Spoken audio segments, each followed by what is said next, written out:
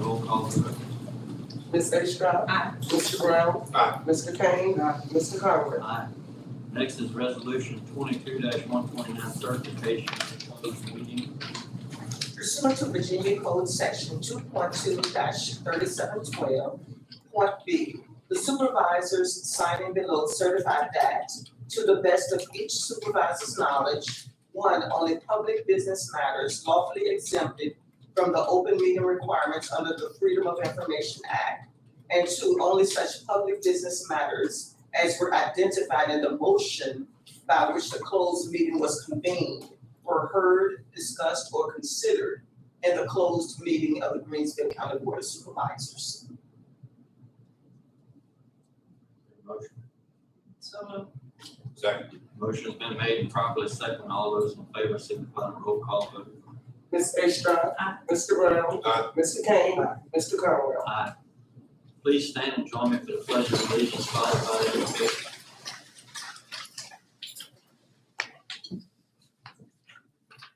Allegiance to the flag of the United States of America and to the republic for which it stands, one nation, under God, indivisible, with liberty and justice for all. That's great. Lord, we're grateful for the opportunity to come together. We ask that you touch every mind and every heart on this board, and we can go about doing the county's business, Lord, you Almighty God. We're grateful and thankful for those that came out tonight. We hope, Lord, you Almighty God, as we continue to come together, we can promote and make sure that Greensville County is a great place for all of our citizens, and we continue to do those things that we can't satisfy everybody, Lord. We want to make sure we are making the most wise decision that we can make as far as this board is concerned. In Jesus' name we pray. Amen.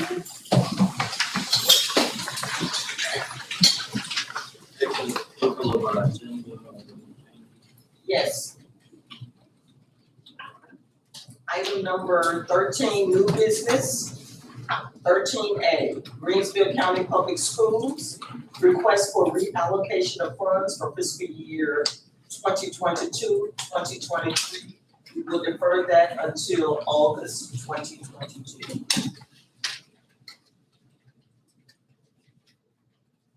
Is there a motion to approve the agenda as amended? I move we approve an amended agenda. Second. Motion's been made and properly second. All those in favor signify by roll call vote. Ms. Astrop. Aye. Mr. Brown. Aye. Mr. Kane. Mr. Conrad. Aye. Next is approval of consent agenda consisting of minutes, budget minutes of June 16th, minutes of June 6th, warrants, and approval of payroll for June 30th. I move we approve consent agenda. Second. Motion's been made, properly second. All those in favor signify by saying roll call vote. Ms. Astrop. Aye. Mr. Brown. Aye. Mr. Kane. Mr. Conrad. Aye. There's no public hearing. Next is items with appointments.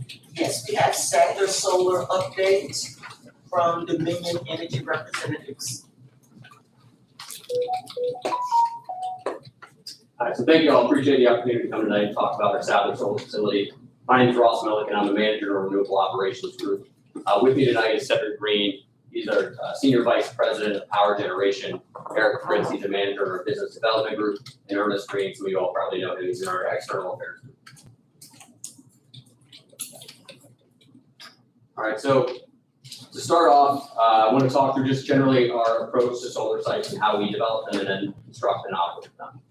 You see kind of moving here at number one, the first thing we do is environmental controls. Before we go to the site, we want to make sure we have the controls in place, protect the neighbors, the land, the environment around us.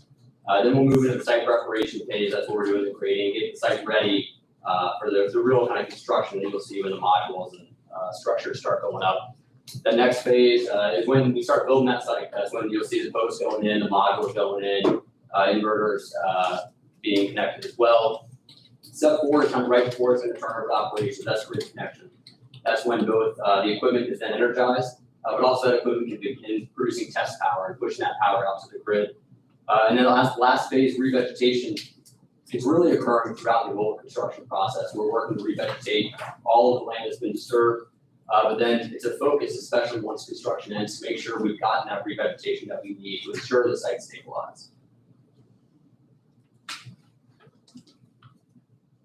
So next, just talking through some of the safeguards and some of our principles as we're designing sites. Preserving view sheds, that's obviously a big item for us and for others. We do that in kind of a couple of ways there. One, just generally the way the site's designed. But two, either installing natural buffers, trees, plantings, other things along roadways, neighbor borders, but then also maintaining natural buffers in those areas. So if there's a strip of trees that are already there between that roadway and the facility, we'll leave those trees there. So that way the view's really not changing. Managing stormwater, a lot of that kind of what I talked through earlier, but putting in those features that are then manage that stormwater and ensure that that stormwater is not impacting others around us. Working with wildlife, a lot of our sites include wildlife corridors. So you come in and 1,000-acre sites and impact the local deer population, other animals that are in there that would have traditionally migrated through that site. We'll leave corridors there so that way they can still have that migration through the site. We're not kind of creating a feature that they can't get around. Protecting waterways. A lot of our sites will have wetlands around them, but generally we're trying to keep a buffer around those wetlands just to ensure we have additional area to protect those wetlands and reduce the potential for impact. As I mentioned earlier, establishing vegetation, that vegetation is really some of what's going to ensure that we don't, if there's a large rain event, we don't have sediment leave the site and impact the area around us. And then maintenance and inspection, that's really once we get into operations, ensuring that everything that we built is operating as designed. So just a few more of the measures and then we'll get into the event here. The way we design and construct our projects and even operate them, they're meeting, or really they're exceeding industry standards. We hear that from all the vendors that we work with that, hey, you did it this way, you did it that way, it'd be easier or maybe even less costly. But one of our focuses is ensuring, the best that we can, that we don't impact the neighbors in a negative way. Looking at when we can recycle where feasible, construction waste and then even operational waste as well, where it is possible, ensuring that we are recycling as much as we can. Installation of security fencing and gates around the site, and then kind of the dark skies. I'm sure you guys are probably familiar with that, but ensuring we're limiting the lighting on our site, so that way the neighbors aren't impacted by game light pollution at night. So going to our particular Sounder facility here, there on the right, you'll see a map of the facility. As we get through the event, that blue area there is where this event took place, and we'll talk through exactly what occurred there. The facility is located right there on Dry Red Road. We were approved by the State Corporation Commission in January of 2020 to construct and operate the facility, and we began operating in July of 2021. It's constructed on about 1,200 acres, and it includes about 320,000 modules and 35 inverters, and we'll kind of discuss those inverters in a second. And it's 100 megawatts total AC, and that's about enough power for 25,000 homes. All right, just to help kind of orient ourselves with the site and the equipment, on the site on the left there, that's the combiner box. The combiner box is kind of the first step for that power. Comes off the modules, goes through the wires, hits that combiner box, and it just as the name implies, that combines all that power from those modules into kind of those larger leads there, the yellow and the red that you see in the right of that box. And then over on the right image, that's our power conversion skid. So you'll see an inverter there, a recombiner, the AC section, as well as our medium voltage transformer. That medium voltage transformer is stepping up the power that the inverter makes, generally to grid power, so about 34,500 volts. Okay, so let's talk through the event on March 3rd. At 15:33 in the afternoon, technicians discovered a small brush fire on site in Array 21. They called the local fire department. Technician then drove to the site entrance to escort that fire department back to the area of fire. At 15:45, a fire engine did arrive on site, and they were guided back by the O&M technician to the location of the fire. From talking with the fire response personnel, I will say, I think it was an amazing response here. They did want to say that they felt like 12 minutes was a little longer than they would have liked. They were on the scene of another fire at the time. But like I said, I think it's still a really good response. It shows their professionalism.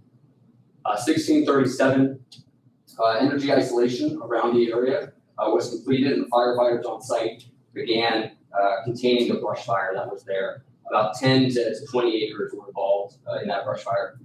17:29, the fire department declared that the event was, or the fire was extinguished, and the fire department left site. We did maintain O&M presence on that site through the evening into the next morning, just to ensure there weren't any additional fires that started. So findings from our March 3rd fire, on-site inspection on March 4th, the day following the fire, we identified a failed connector that we believe to be the source of that fire. Testing during the week of March 7th did identify additional components that appeared to have been damaged during the fire, and repairs were made to correct that equipment and restore its service. And then after completion of those repairs and the testing involved, after those repairs, we did re-energize the array on March 10th. So fast forwarding here to March 29th at 14:53, inverter 21, this is the same inverter in the area of the original fire, experienced an internal fire upon re-energization. The inverter had been offline as we were troubleshooting a ground fault within the array. 911 was called and they responded within 5 minutes to the site. Site personnel then took necessary steps similar to the original fire to isolate the energy around the site, put it in a safe condition, and firefighters contained the fire to ensure it did not spread or kind of put up a boundary there. At 1600, a majority of those firefighters did leave the site, with the exception of the fire chief, who then remained on site until about 1700 that evening. And then similar to the March 3rd event, we did maintain an O&M presence on the site through the evening into the next morning, just to ensure we didn't have any flare-ups. So looking at our follow-up actions, we're working with the inverter manufacturer, the O&M vendor, and the EPC to complete the investigation into the cause of the fire. We are now also working in the phase of removing the damaged inverter, replacing it, repairing any additional damage that may be in the area, and being able to safely restore that array back to production. And then additionally, we're taking a step back and looking at all of our processes. What can we learn from this event? How can we come out even stronger than when we went in? And through that, we're looking at training not only for our O&M technicians, that's one of the phases that we're looking at. How can we better train them to respond to these events, be prepared for them? But also, how can we better engage with the community, the first responders in the area, and ensure that they understand the hazards on site, they understand the orientation of the site, where vehicles can easily access the site, get to the site, all that information. Make sure they're on site and kind of feel that comfort level with the site. So that does bring me to the end of the presentation. But if anyone has any questions, I'm certainly happy to answer them. Any questions? No, thank you. Thank you all.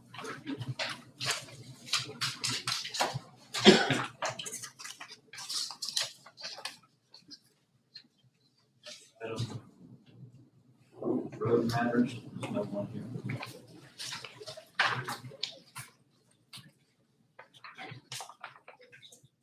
Check and see why the last couple of meetings no one has come, because I have a lot of issues with our roads throughout the entire county right now.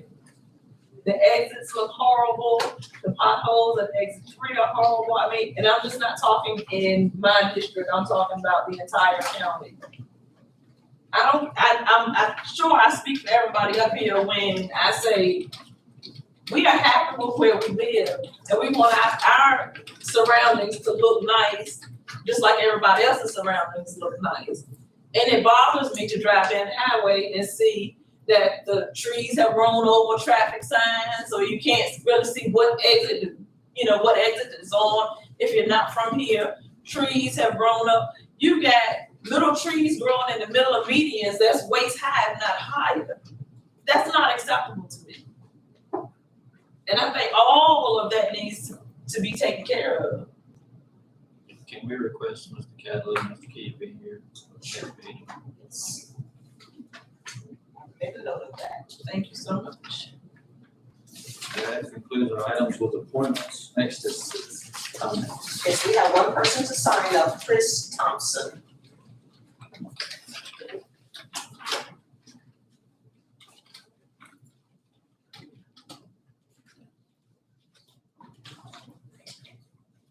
Good afternoon. Thank you all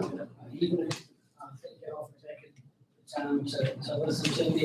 I saw on the agenda, the one at the solar, and was a little bit confused about how that process works with public comment before the board of supervisors. I understand there's a public hearing on that. So I'll just want to make general comments relative to the ongoing issues with solar. I see in the comprehensive plan, the comprehensive plan talks about using primarily brownfields and abandoned industrial sites. The Monarch project was presented to the planning commission.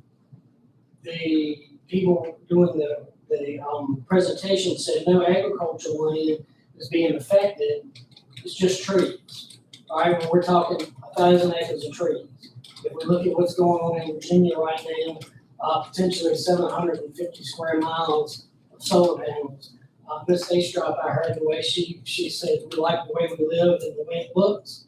Well, I feel the same way relative to these big industrial places impeding into our rural lives, which is very interesting. Northern Virginia legislators are passing laws, tree canopy laws. We need to plant more trees.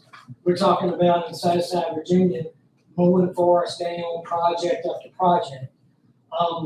Well, Northern Virginia and other big localities are getting this solar energy, just like the Sadler Solar Farm. I heard it could, 25,000 houses or whatever, but I understand Facebook, I may be wrong, but I understand Facebook is getting that electricity. Mecklenburg Electric, I just got my little cooperative magazine, talks about we need to plant trees. Then I hear about continuing to mow trees down. The other thing I want to bring to your attention, Page County is another rural county that has said, we don't want these big solar arrays going in our county. They're just passing legislation that says they can be no bigger than 30 acres, 300 acres max. And then I heard the stuff about the, talking about the erosion, the main power. Well, they've been fined millions of dollars for ruining other people's property. Channel 6 did 2 specials on those. One was Essex, and the other one is slipping my mind right now. When it comes to Purdy Solar Farm, they're trying to stick that thing right in the middle of a residential area, houses all around it. I know Monarch is different because there's not many people around it, but the fire is concerned. That project is potentially right next door to my dad's house with forest and all there, so the fires are concerned. And, okay, thank you. Thank you. Thank you.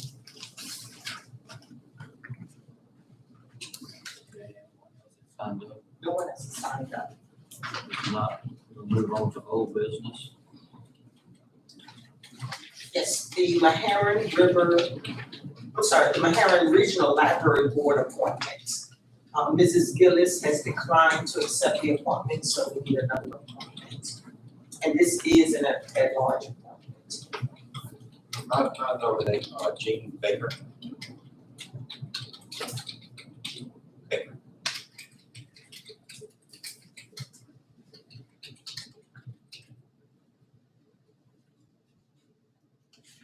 Other nominations we need to vote on this week. Miss. Is there a motion to approve Ms. Baker? I move we approve Ms. Jean Baker to be appointed to the Meharron Regional Library Board. Second. Motion's been made, properly second. All those in favor signify by roll call vote. Ms. Astrop? Aye. Mr. Brown? Aye. Mr. Kane? Aye. Mr. Conwell? Aye. This old business and takes us to our new business. Next B, Planning Commission's review of Monarch Solar 2232 application. Good evening. The planning commission at their June 7th meeting met to take action on Monarch Solar's 2232 application to determine if the proposed solar energy project was in substantial accord with the county's contract. On a 5-4 vote, the planning commission determined that the Monarch Solar project was substantially in accord with the county's comprehensive plans or parts thereof for the following reasons. The First reason, comp plan notes an interest in the development of environmental friendly energy. The comp plan states that so long as solar energy facilities are not detrimental to the surrounding area, solar energy facilities are encouraged in agricultural zone districts. And third, the proposed project involves only a small part of the total agricultural land in the county. Its proposed setbacks and buffers, which is adequate in scope and required in the special use permit process that could provide view shed from adjacent properties. The law requires the planning commission submit their determination in writing to the board, so that's what you have in your board packet. The Code of Virginia does not require the board to take action on the applicant's application. However, the board may overrule the planning commission's action with a majority vote. And there's no time limit as to when the board can call the application up for further review. So do I have any questions? Any questions, Mr. President? What's the pleasure of the board? I'll make a motion that we defer the solar 2230 application. Second. No action is needed. No, they just want the applicant. It's for the benefit of the applicant. Motion's been made and properly second. All those in favor, signify by roll call vote. Ms. Astrop, Aye. Mr. Brown, Aye. Mr. Kane, Mr. Conrad. Aye. Next is the sale of the Armory property listing extension agreement. A copy of the agreement is in your packet, and I ask that you authorize the county administrator to sign this agreement.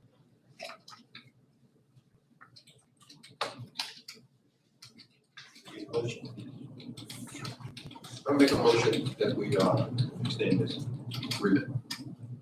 Second. Motion's been made and properly second. All those in favor, signify by roll call vote. Ms. Astrop, Aye. Mr. Brown, Aye. Mr. Kane, Mr. Conrad. Aye. There's no other business, we need a motion to adjourn. So Second. Motion.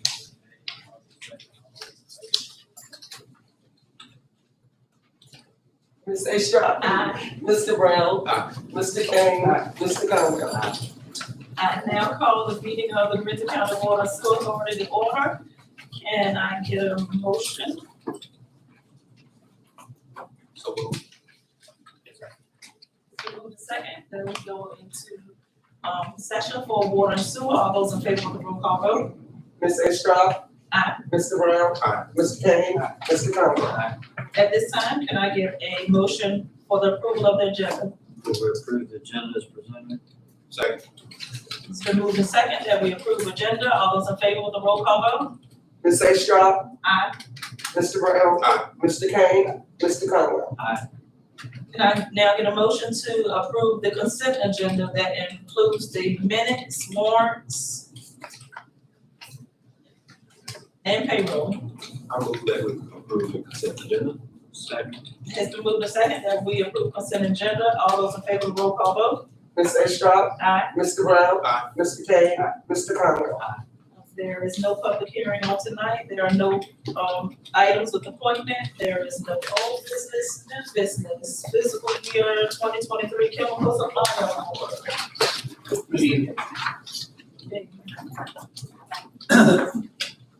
Attachment C in your agenda packet is resolution WS 22-28.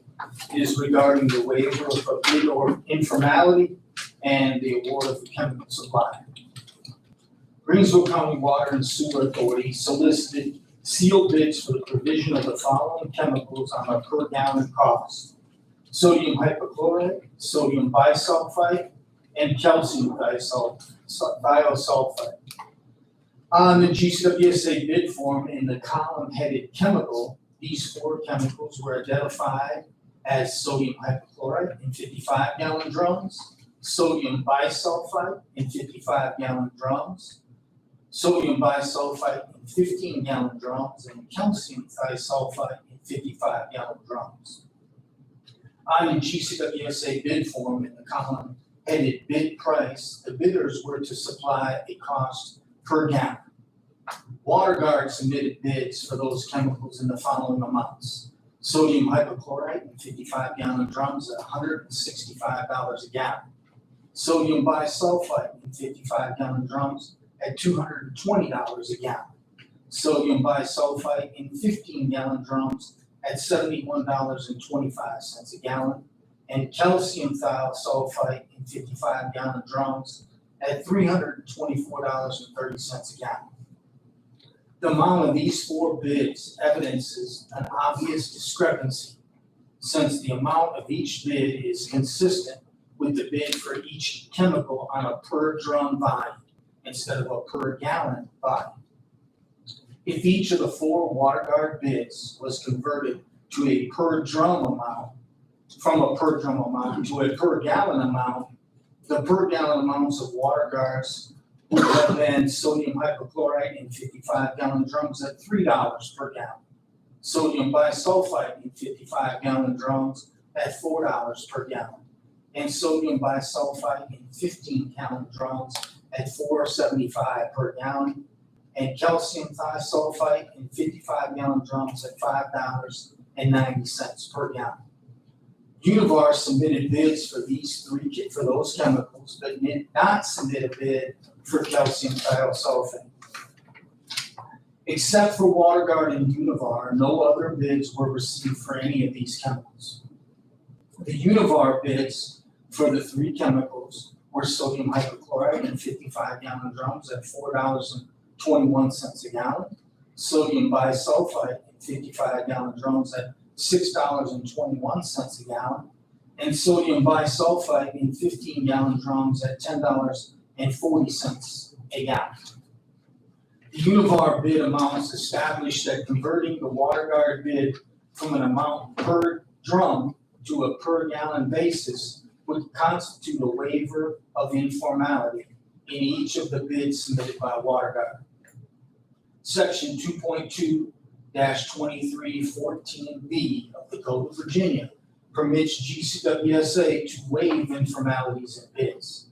Section 2.2-2301 of the Code of Virginia defines an informality as a minor defect or variation of a bid from the exact requirements in the invitation for bid, which does not affect the price, quality, quantity, or delivery schedule of the goods being procured. The informality in each of the WaterGuard's bid does not affect the price per gallon, nor the quality, quantity, or delivery schedule of each of the chemicals. If the three bids of WaterGuard for which Univar submitted bids are converted to from a per drum to a per gallon basis, a comparison of the WaterGuard to Univar bids are as follows. Sodium hypochlorite at 55-gallon drums, Univar's bid is $4.21 a gallon. WaterGuard's bid is $3 per gallon. Sodium bisulfite in 55-gallon drums, Univar's bid is $6.21 a gallon. WaterGuard's bid is $4 per gallon. Sodium bisulfite in 15-gallon drums, Univar's bid would be $10.40 a gallon. WaterGuard's $4.75 a gallon. Based on the foregoing, GCWSA has concluded that a waiver of the above described informality in each of the WaterGuard bids for the chemicals is permitted by the Code of Virginia and would operate to the best interests of the utility customers, the Water and Sewer Authority. Based on the foregoing, in order to fairly compare the bids of WaterGuard to the bids of Univar, the GCWSA Board of Directors has converted each of the WaterGuard bids to a per gallon bid. On that basis, and hereby awards contracts for those chemicals to WaterGuard as the low bidder. It is accordingly hereby resolved that the board as follows. The obvious discrepancy in each of the four bids submitted by WaterGuard is hereby waived as an informality. And as a result, the per gallon bids of WaterGuard are determined to be sodium hypochlorite, 55-gallon drums, $3 per gallon. Sodium bisulfite, 55-gallon drums, $4 per gallon. Sodium bisulfite in 15-gallon drums, $4.75 per gallon. and calcium thiosulfite in 55-gallon drums, $4.90 per gallon. Each of the per gallon bids for WaterGuard stated above is the low bid for each of the chemicals.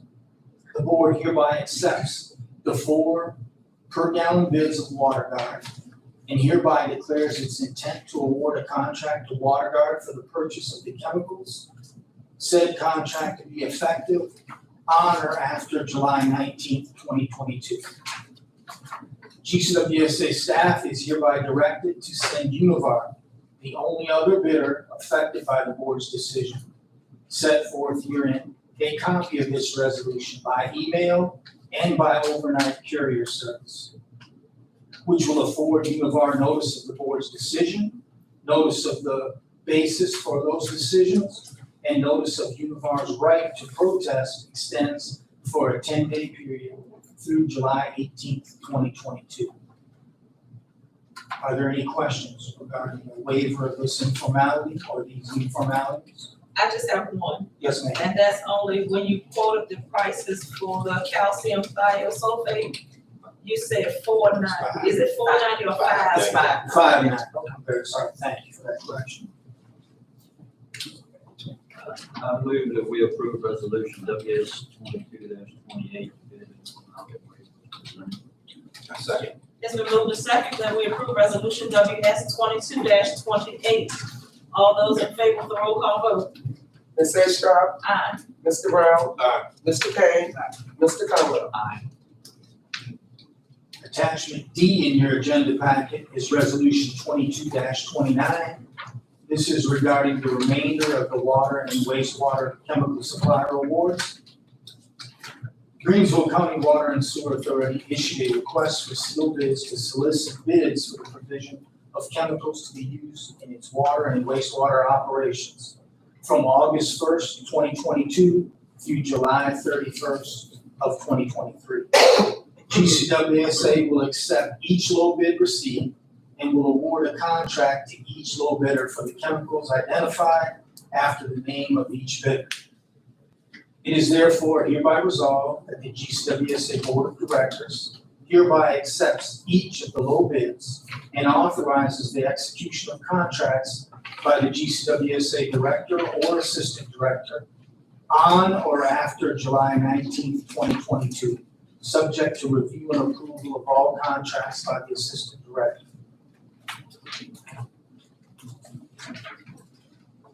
It is hereby further resolved that the board states its notice of intent to award a contract to each low bidder effective July 19th, 2022, contingent upon there being no protest lodged to the contract awards on or before July 18th, 2022. It is hereby further resolved that the board's adoption of this resolution shall constitute publication of its notice of award of a contract to each low bidder. And GCWSA staff shall send a copy of this resolution to each bidder who submitted the bid. If there are no questions, staff recommends that you adopt resolution WS 22-29. But before I ask you that, I should provide you some additional information. As expected, we knew that there were going to be increases in chemical costs. With the cost of fuel going up dramatically, our products, their products are brought to our treatment facilities via diesel fuel. So we expected some increases. But these increases, some of these are very, very large. It's also based on supply and demand. Some of these products, the ratio of the supply to demand has become very tight, and we're going to see substantial increases this year. To give you an idea, we have two separate budgets. We have a water budget and we have a sewer budget. The water budget, the expected increase in our chemical procurement is $38,230 in FY 2023. In our sewer budget, we're expected increased expenditures of $40,850. Now, staff is reviewing this and trying to find ways to mitigate these cost increases. One of them was by making sure that we award these bids to the low bidder. That's what that first resolution is about. But we are also going to continue to look and find ways to mitigate these cost increases. But I wanted to make you aware of that. So now, if there are no questions. Thank you. Thank you for clarifying that. I'd like to make a motion that we approve resolution WS 22-29. It's been moved and second that we approve resolution WS 22-29. All those in favor with the roll call vote? Ms. Ashcraft? Aye. Mr. Brown? Aye. Mr. Kane? Mr. Conrad? Aye. Next on the agenda is resolution WS 22-30. Good evening. On your agenda package, please see attachment E, which is resolution number WS 22-30. Green County Water and Sewer Authority to purchase 500,000 gallon overtop grand storage tank in the Jarrett Water Treatment. Green County Water and Sewer Authority issued a request for sealed bid to refurbish the Jarrett Water Treatment Plant 500,000 gallon grand storage tank. GCWSA received 3 bids on June 16, 2022. Southern Corrosion Corporation submitted the lowest bid amount of $91,341. The contractor has previously refurbished water tanks for Greensville County Water and Sewer Authority, and they have, equipment and expertise to complete this project. Southern Corrosion's bid is within GCWSA's budget for the project. Staff recommends award this project to Southern Corrosion. It is hereby resolved that the Greensville County Water and Sewer Authority Board of Directors award the Southern Corrosion Corporation a $91,341 contract to refurbish the water grand storage tank. Adoption of this resolution constitutes publication of the board's notice of award and authorizes GCWSA's attorney to draft a contract between GCWSA, Southern Corrosion Incorporated, and further authorizes the director to execute the said contract. Any questions? I move we approve resolution WS 22-30. Second. It's been moved and second that we approve resolution WS 22-30. All those in favor with the roll call vote? Ms. Ashcraft? Aye. Mr. Brown? Aye. Mr. Kane? Mr. Conrad? Thank you. Next on the agenda is item C, dedication of the Jarrett Water and Sewer System to GCWSA.